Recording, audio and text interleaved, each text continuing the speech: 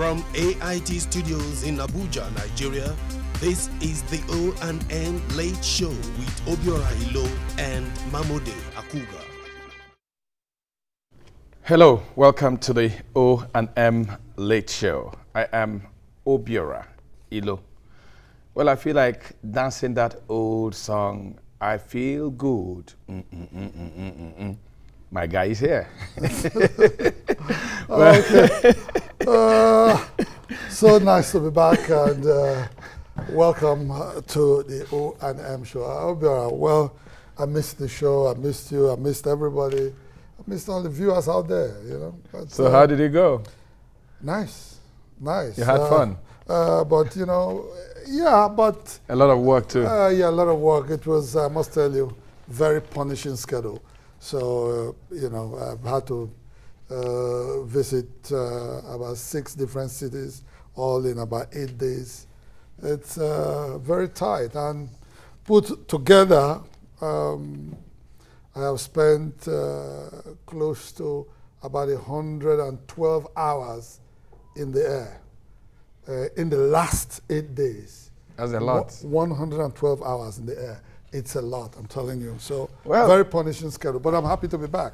You know, one exciting thing you kept, in quotes, bragging about was staying in a 100 and telling me I never had such an opportunity. Not 100. Yes. Hotel. Yes, I stayed. Some ancient hotel. Yes, for some, for 3 days, I was in the historic inns of Annapolis. Annapolis is the capital of Maryland. The hotel was built in 1773. Just across the road, the oldest legislative house in use in America.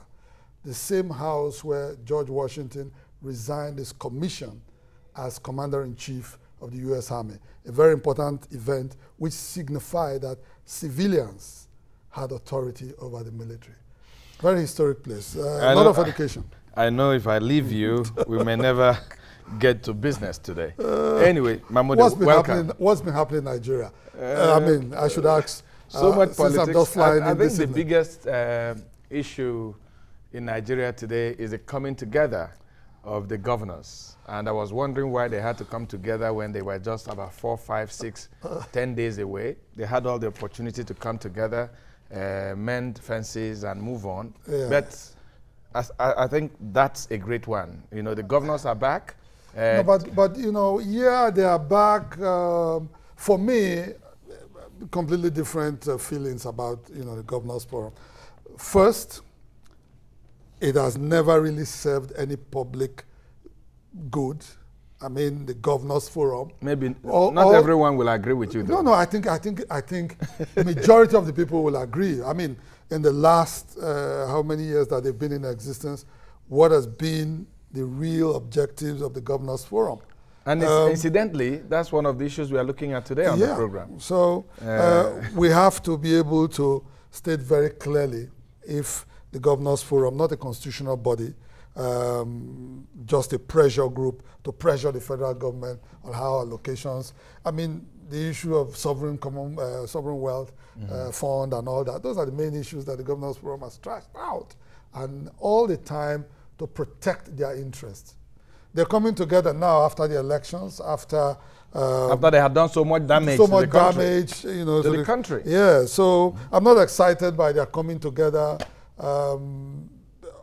except this new governors forum will display the fact that the interest of Nigerians is what they have at heart.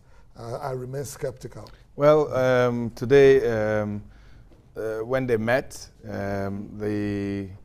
the authentic chairman, who at a certain point, because of politics, they did not agree, was the one that chaired that function today. Yes.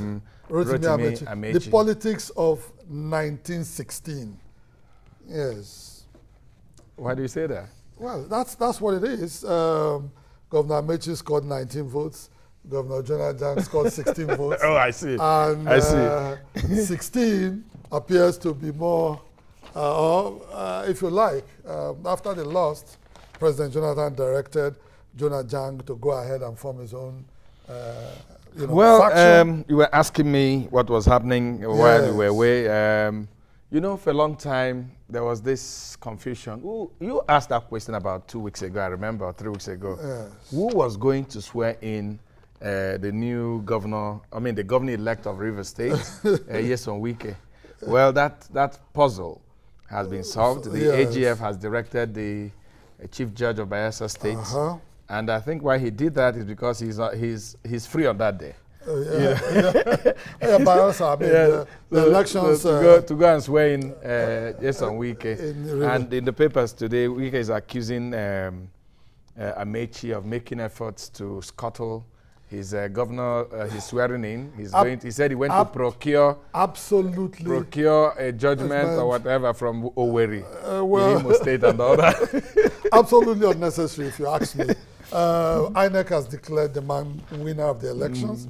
INEC themselves have said, look, it's impossible for us to cancel this result. We don't have the power. We don't have the power. So the man, the best you could do is to go to the tribunal, go with your evidence and what have you, and try to get the tribunal to see it your way if you believe that you won. But apparently trying to stop the swearing in, for me, it's a thumbs down for me. Well, finally, not that many things happened while we were away. Many things, developing stories are still going on.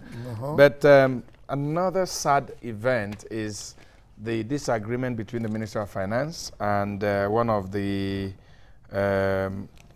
people that handle their Shopee internship scheme.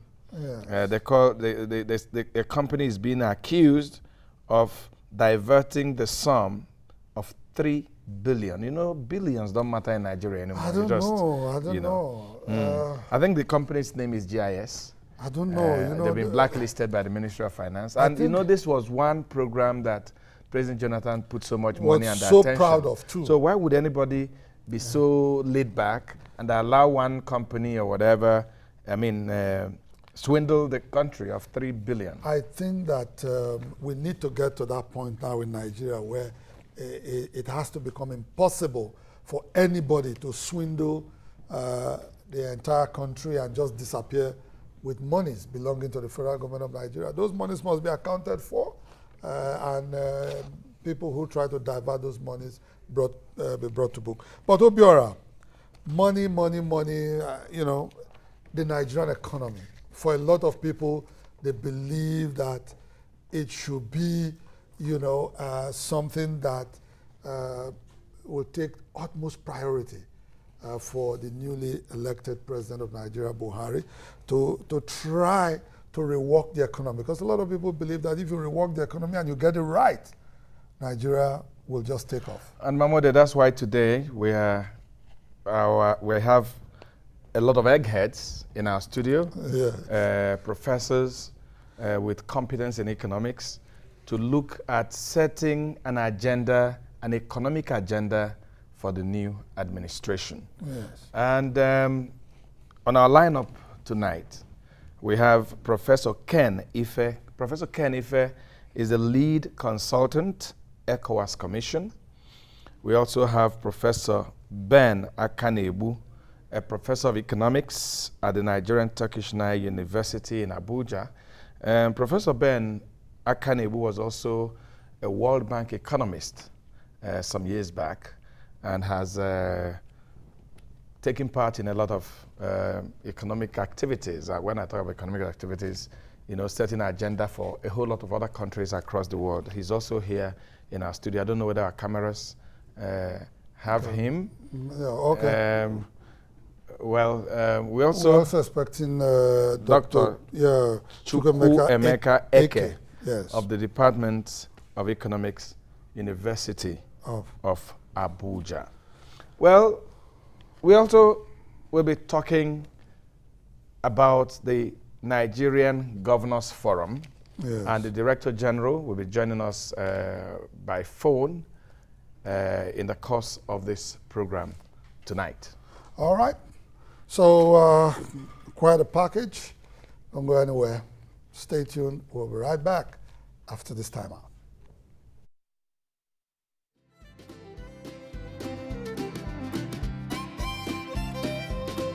over pitch by Razak, and fumble as well. It's getting a bit damp out there, I think, and he's fumbling again. So although he saved the boundary, he did manage to make 4 runs out of it.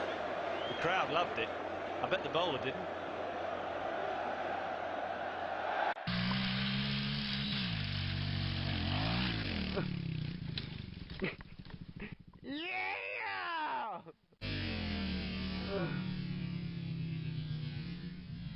Yeah, you're gonna put me down for it. Nothing about one. You hold that up. He's like, oh, you're out. Go. Yeah, but that was disappointing. Oh! I'm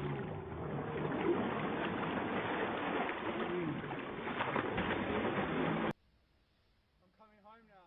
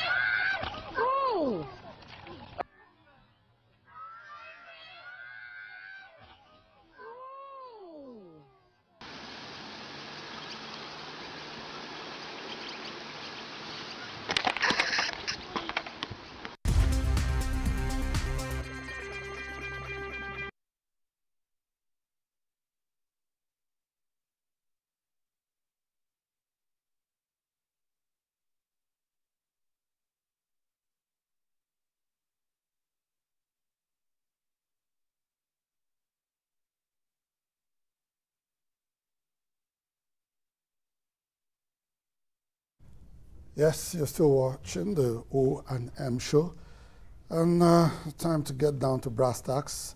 We'll be discussing the economy of Nigeria. After rebasing Nigeria's economy, it turned out to be the largest economy in Africa. Where there are a lot of people who say they are yet to feel the impact of that situation with Nigeria being the largest economy in Africa. In other words, the poor man on the street is not reaping the dividends of the largest economy in Africa. Well, for General Muhammadu Buhari, what will be his economic priorities? How will he be able to set Nigeria right economically? A lot of people believe that if we get the economy right, every other thing will fall into place. Well, we're being joined in the studios now to take a look at the economic agenda for the Buhari administration. First, Professor Ken Ife is of the ECOWAS Commission.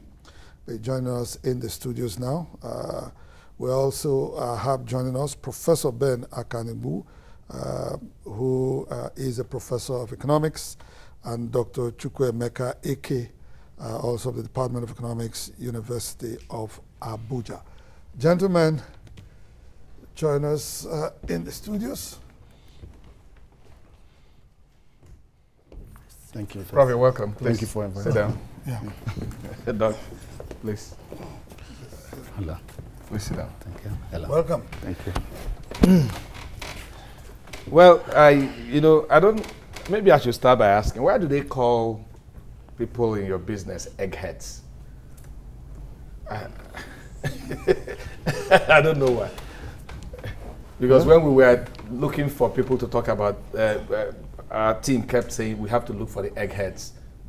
So why do they call professors and those in academics eggheads? Maybe nobody remembers why. Well, I'll defer to my colleague to answer the question. Anyway, we won't bother you with that. Okay. Setting an agenda for the president, an economic agenda. You know what the problems are. Let's start with Naira. How would you experts advise the president to go with managing the Naira? Well, I think we're going to be tearing the whole economy apart. Oh, yes. But I think it's very important before we do that to get an overview of what our economy where is we are, and what is the strength of this economy. Because if you ignore that, you'll be sending very wrong signal to investors and people, and it will be a very lopsided argument.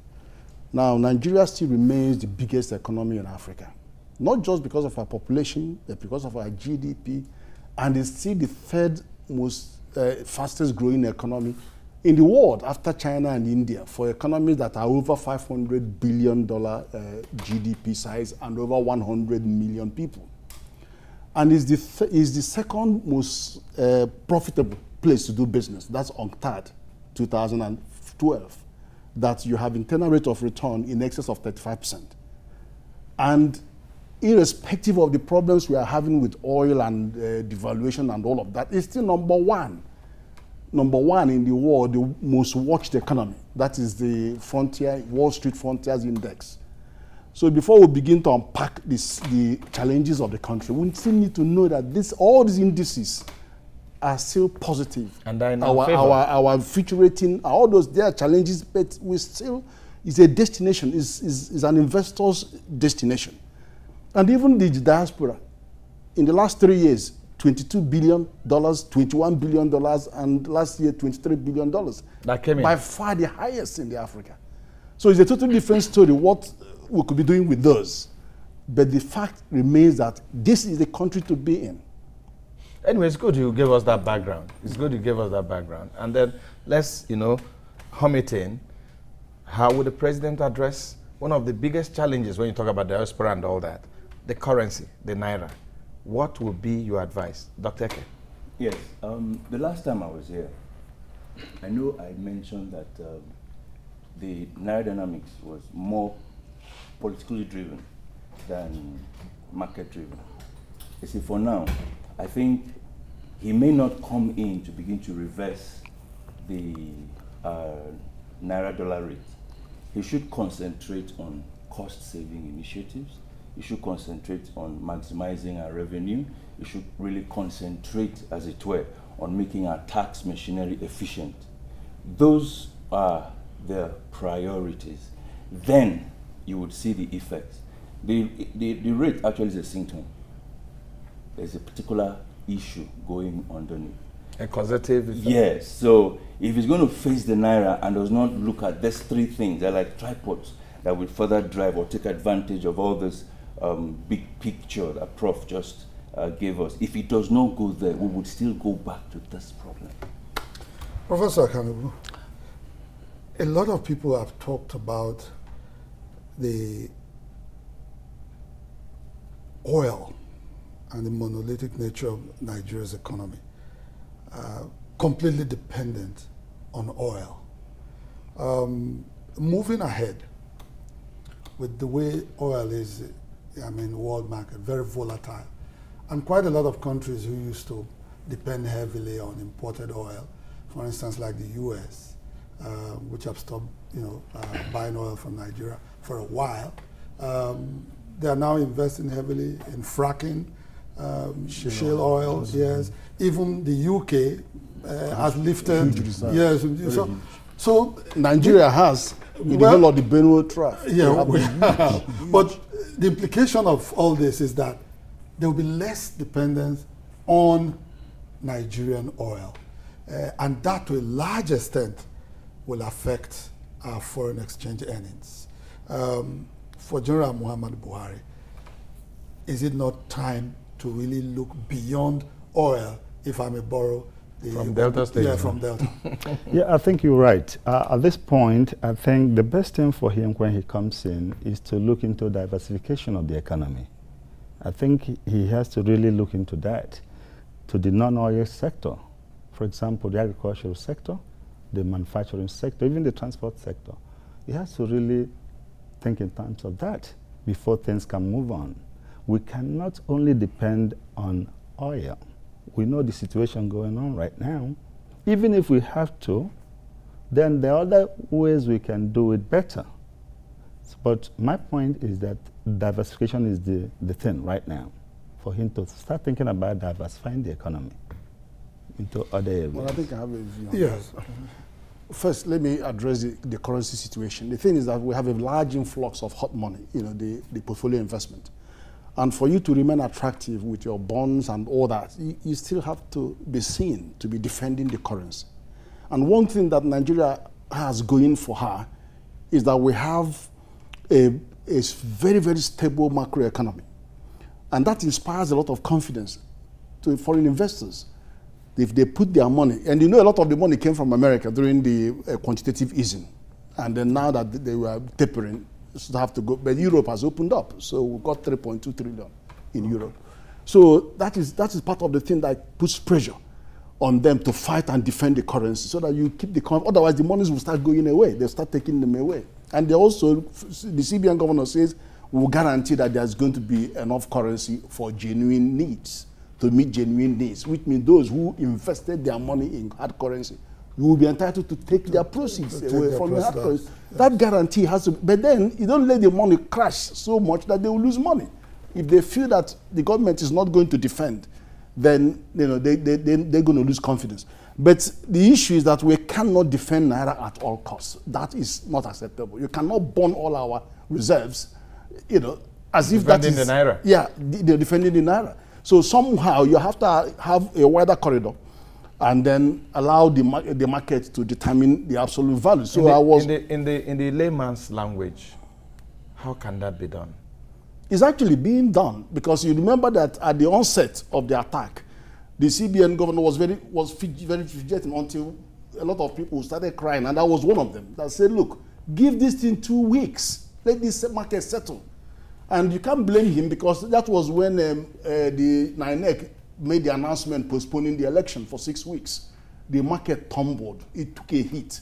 The Naira crashed to about 200 Naira to $1. The reserve, we lost 800 billion Naira in 4 days. So that was what Dr. Eke was talking about, politics affecting the Naira. Yeah, I wouldn't call it politics, but it is just the force. It experienced it. So the thing is that then they started panicking. It was a day-to-day response. Then we said, look, leave the Naira for goodness sake, and let's see where it settles, because a lot of things are happening. Political confidence, risk, political risk was number one. And when people are in that mode, panic mode, and they are storing up their storing up their dollar, you can't do it. Just let's see.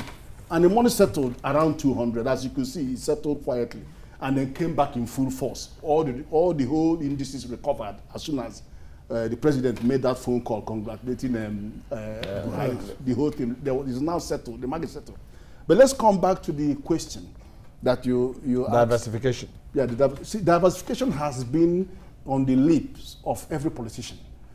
But the fact is that it is the lack of political will to commit resources to diversification agenda. That is the problem. How can you explain the paltry sum allocated to oil minerals, mineral development? Solid minerals. Yeah, but the thing is that it is not an option, because that is where the growth is coming from. The growth in the economy comes from non-oil sector. The non-oil sector gives us anything around 6 to 7.5% growth. Up until 2 years ago, the oil sector was only giving us minus 0.53%. But now it's minus 12. It's a minus 12%. So you can see the impact, although oil and gas is about 40% of our GDP. But even then, when you normalize, you see where it's brought down our growth to about 3.9, so it's less than 5. It's the oil that is dragging down. But otherwise, there is vibrancy in the non-oil sector. I mean, how could you explain why a sector nobody knew was worth anything, the creative and cultural industry, suddenly commanding nearly 1 trillion naira? about 1.2% of the GDP, with no support. Government wasn't giving any funding, nothing. So it gives, it speaks volume of the latent economy, cooperative advantages that we have in the country. And I'll give you one example about, the GDP rebase, which you mentioned, yes, excluded informal sector. How can they put informal sector? Because it is, you got to follow world standard. But if you put informal sector, which I reckon is about 40% or more, our GDP would have been around $700 billion. So by 2018, we would have been hitting our 2020 target. But the fact is that you can't. So if we are going to be looking at employment and all those things, I hope you're going to come to them. Yes, yes. That will be one cardinal thing to do, to focus on conversion of informal to formal. Because that's, and the policy that will bring you there are the policies that take the lifeblood of business, which is microfinance, take it down to them on the ground so that they can create the jobs that you need and then capture them into the formal economy. Your tax revenues can grow, and all of that will start. Yes, Dr. Eke. Yes. Let me just add. Okay, please. You see, if we're after having an impact in the short run, we must accept the fact that apart from politics, the crisis in the Naira is import-driven. We depend so much on imported goods. Let me add services. Yeah. The last time I dropped a controversial issue about bringing these Niger Delta boards into refining our oil. Look at the local technologies, those little things. If we spread it into the economy, there are other technologies or techniques that our boys are doing. If we encourage them, if we stop, if we cut down, if we try on importation, we would support or enhance or encourage Naira appreciating further against the dollar. So importation is an issue. Going back to our local technology or local content, we should back it up politically. We should support it with all we've got. Then we would help. Okay, but if it's just to toy with the exchange rate, no. Yeah. Okay, a very major thing that a lot of people expect General Buhari to hit the ground running. His economic policies, for instance, a lot of people wonder how will it drive them, the public and the private sector. For you, which of the two sectors do you think he should drive his economic policies through? Okay. Public or the private sector? Okay. To be frank with you, the president-elect, averagely, when you study his antecedents, he's more like a conservative, more like a welfarist. Yeah. But you see, in today's Nigeria, he cannot do that. If he's going to create jobs, he should go the private sector way. In fact, I should support him to create jobs such that it's zero cost to the government, zero cost to the public sector. I know you may be wondering, how is that possible? See, you see, in consumption of data bundle, there's job creation in there. Seriously, there's job creation in there. See, if he decides that he's not going to create this huge government machinery just to create jobs, if he decides and says, okay, let me take just 1 naira from what each time you activate a particular bundle and commissions it or passes it on to a machinery where jobs are created for those maybe who fix handsets, or those who are assembling parts of handsets, or those who are involved in any kind of telecom oriented jobs, okay? That would also drive the economy. 2014 we had... Gentlemen, we'll take a break. We did say when we started this program that one of the big issues today was the coming together of the governors of Nigeria under the Nigerian Governors Forum. We have on the line the Director General Nigerian Governors Forum, NGF, Dr. Asishana Okaru. Dr. Okaru, welcome to the O&M Late Show. Yeah, hello, I'm Mr. Asishana Okaru, not doctor, okay? Okay. Well, Nigerians woke up to this news that the governors had come together, and we remember the rancor, forgive me, Mr. Okaro, we lost him. Yes, I think we. Well, you have to try to get Dr. Okaro back, but we were with Dr. Eke. Doctors, and so many doctors. So we didn't know. You didn't. Well, the point I was trying to make is very, very crucial because, for instance, one of the sectors that a lot of people are very worried about is power, and you know what power is if you want to drive an economy. The people are already making statements to, General Buhari, please don't reverse the privatization in, the power sector and all that because of his leanings. So very, very crucial, the point I was trying to bring up. Actually, I said if General Buhari is going to succeed, there are 3 things he must be mindful of. He has to bring down costs. Corruption, bottom line, exacerbates cost structures. Bring down costs. That is also fight corruption, okay? Look at a way, make our tax machinery very efficient, okay, so that we block all those loopholes. And then he should also, in all entirety, look at the way he can maximize our revenue. Now, take that tripod to the power sector. Reversing what has already been put on ground, he's going to create problems. What he should do is that, okay, you guys have gone thus far. How am I going to reduce cost further? How am I going to remove government completely from participating in this sector and make sure I give the regulators teeth to be effective and efficient? How am I going to ensure that we get revenue? How am I going to ensure that the miracle, so-called miracle we achieved with GSM, now NCC, can be replicated in the power sector? Yeah, but let's give Dr. AKANEGBU the opportunity to come in here. You said something, Dr. Eke, about corruption and stopping corruption. Yeah. Well, General Buhari has a reputation as an incorruptible person and very angry with corruption. The corruption that has, completely enveloped the power sector. I mean, we saw the many probes in, House of Reps, and nothing came out of it. We saw all the... Nothing came out of it. The IPP, it's all...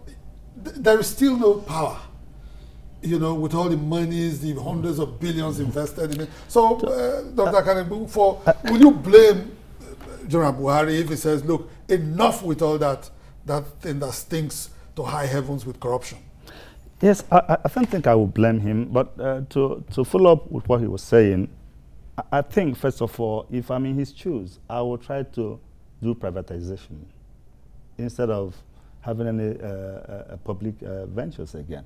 And it will be guided privatization.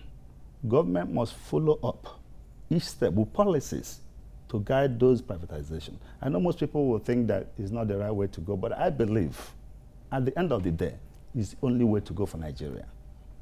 Well, sorry, we'll come back to you, Prof. But Okaro, the DG Nigerian Governors Forum, is rejoining us. Hello, sir. Hello. Yeah, hello? Yeah, so tell us, how did all this happen? What was the backroom politics that was involved in getting the governors together? And as you're doing that, we are surprised that what is the essence of the governors coming back for, about 10 days before the end of the tenure of most of them?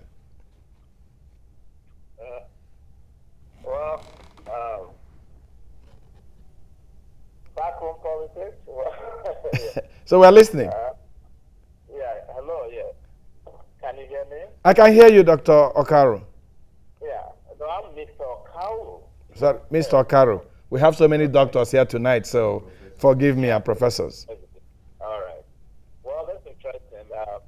A lot of things, the Secretariat has done a lot, but again, the leadership, particularly the governor of Rivers State, the chairman of the forum, and a number of his colleagues, they've just been talking and talking, so I think a number of them knew from the beginning that they needed to come together. That fracture opened up flanks and made them very vulnerable. a number of things in the country. Mr. Caro, yes, you addressed Governor Rotimi Amaechi now as chairman, rightly so. What has happened to the Governor Jonah Jang faction? I think that is a creation. When you say Jonah Jang faction, that's the creation of the press. I've been the general of the forum for about 6 years. Yeah, Mr.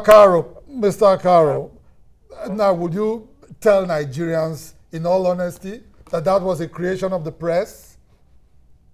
Yeah, when you say Jonah Jang faction. There was a faction. There was a Jonah Jang faction. And they had meetings that were covered by the press and seen on TV by many Nigerians. Why are you blaming the press for what the politicians are responsible for? Now, can I explain? Please go ahead, sir. Okay. Now, we've always had one secretariat, and all through the period we had the same secretariat. As you all know, there was an attempt to get new leadership. Governor Amaechi was chairman of the forum, indicated he was interested in continuing. Members could not reach a consensus and decided they should go for an election. That election was conducted by the secretariat, and one of the governors won. I mean, clearly got 19 votes, and ordinarily we thought that was it. I mean, a couple of days after, some governors expressed dissatisfaction with the whole arrangement and decided there was need to not to honor that mandate. I think we should put it that way. Well, that was for us very trying, and we continued to talk to the other governors and of the secretariat, and they continued to recognize the secretariat. I'll tell you that. If you ask Governor Baggio of Akwa Ibom, Delta, Dakobo, they will tell you. I mean, they always had one secretariat, but they were not comfortable recognizing Governor Amaechi as chairman. And that is our understanding. And so what we did was to reach out to them and to equally talk to the other governors with Governor Amaechi. I mean, so reconcile. There were issues they were concerned about, substantive issues. And I think that whole process has been ongoing until I think that was resolved yesterday. All right, Mr. Caro, finally, since you run the secretariat, can you tell us one achievement of the Governors Forum that is people-driven? The forum is a policy hub designed specifically today, but the most important thing is peer review program. So I would consider that a major achievement because it's been possible for governors to learn from themselves, to basically copy templates and implement, connect well with the people, and it's been very, very successful. Okay, Mr. Caro, what's the way forward? What safeguards is your secretariat putting in place to ensure that we don't have the kind of factionalization that bedeviled the forum and make them inactive for so many months? Yeah, thank you. Excellent question. I wish you were at the meeting yesterday. I'm not a governor. Yeah. I could have invited you if you had contacted me. Could have gotten you in as an observer. I mean, all the governors from both sides expressed unhappiness with that experience. And I'll tell you specifically, one of the governors said that the new governors must be educated, they must be informed and warned against ever allowing a fraction within the forum. Because their strength actually is in their unity. I mean, so it's, if you, after the election yesterday, before the election, there were certain rules put in place, moving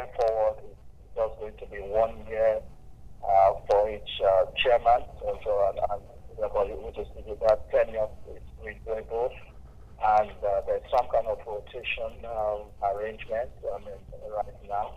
So the chairman is just set among equal. Okay. So I think that substantially will help in dousing, so to say, the influence, the apparent influence of the chairman. Mr. Okaro, we will have to thank you for your time. We hope that in some future time we'll be able to have you in the studio talk about some of these issues. Okay, I really appreciate this, and we're excited about what happened yesterday. Thank you. I'll be eager to make myself available next time. I thank my other colleagues who got this, and we'll be available anytime to be part of this. Thank you. Thank you. Yes, Dr. AKANEGBU. You were. Yeah. Yes. I was talking about privatization. I believe, I still strongly believe that the best thing for the incoming administration is to look into privatization. I don't believe in public enterprises because they are not efficient. They cannot create jobs. There must be some policies that have to be put in place to encourage private initiatives in this country for us to move forward. Yes, we were talking about, government has to follow, Follow up on I think one of those follow-ups will be regulatory bodies, so that you can keep the companies in check properly. Let me tidy it up a bit. Yes. You were trying to establish the balance of emphasis between public and private sector from the perspective of the new government. I don't think we must be in a position where we should choose either or both. No, we've got to work with both. And the lines are very clear. Okay. Corruption is the biggest threat to the country. The second one is security. And then when you come out into the private sector domain, power. In fact, I was looking at the website of Manufacturers Association of Nigeria, and there was an online website where the manufacturers said that 77% of their problem is power. It's power, yeah. Now, but how do we get to this? Now, the first two are purely in the domain of government. That is guaranteeing our security and dealing with the corruption. And where is the corruption? The corruption is more in the public sector than in the private sector. It's there as well. But what makes it very expedient is that the public distrusts politicians and government. There's a huge distrust between the public and the government and politicians. And when it featured very strongly was during the strike of 2 years ago, during the fuel subsidy strike. They would not take any guarantees until Shopee was set up and all that money had to go to Shopee. And now we are losing 3 billion. No, but it's just for you to see how total loss of confidence. So, and there is no history anywhere that points to government as an efficient producer, just as you mentioned. Is what it takes government 3 times more resources to create one job than the private sector. And in fact, if you're actually talking about the third one, which is power, is privatization. But I would say deregulation first, then privatization second. Yeah. Because in the ICT sector, we didn't do any privatization. NITEL was still lying in a coma. But the industry took off in 2001 to triple-digit growth to 130 million lines today, just by deregulation. So you get deregulation first, and then you privatize whatever government businesses. Okay. But let me finish. Now, when you come to job creation, which you were going for, 80% of businesses, numerically, are SMEs. And 80% of jobs, 80 to 85% of jobs, depending on the country, created in an economy are created by SMEs. Now, what is the situation with Nigeria? The Nigeria is that we have about 19.6 million SMEs, creating 29 million jobs, and accounting for about 45% of our nominal GDP. Now, if this small sector is that important, now what resource do they have? And I tell you what resource they have. IFC went and did a survey in 2008 to look at how much of the lending from the commercial banks goes to that sector. 7.5%. Then they went and repeated it in 2012. and found that, as a matter of fact, it melted away to 0.14%. So you can't be serious. Because if you really want job created, you know where that job is created. But is that not they where... need resource for them to create jobs. But is that not where government policies can come in? No, of course, of course. But what I'm saying, of course, this is... But, you know, the policy has to be pursuant to a particular evidence base. And that's the evidence. So when you now said, okay, CBN, what are you going to do? They said, okay, they're going to bring intervention fund. Yes, they did, 220 billion, but slow in disbursement. And you must connect to the structure that is right on the doorstep of the businesses. You have 800 microfinance banks, whittled down to 700. Why can't you make sure that they are so close to these people? They can talk their language, they can do the business. Make sure that you deliver that at their doorstep. So the new government must address this. It's got to do that. Because otherwise, the public distrusts you as a civil servant. If you are going to disburse it, they distrust you. Okay, gentlemen, if you are a bureaucrat, they distrust you. Gentlemen, let's talk about the cost of running government, which a lot of people say is a drain on the economy, where you have a recurrent expenditure that is has more percentage, like double percentage compared with capital expenditure. How should this new government go with the cost of running government?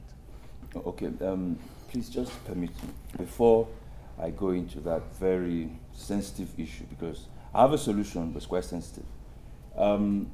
There's no way we would shy away from addressing specifically the power sector.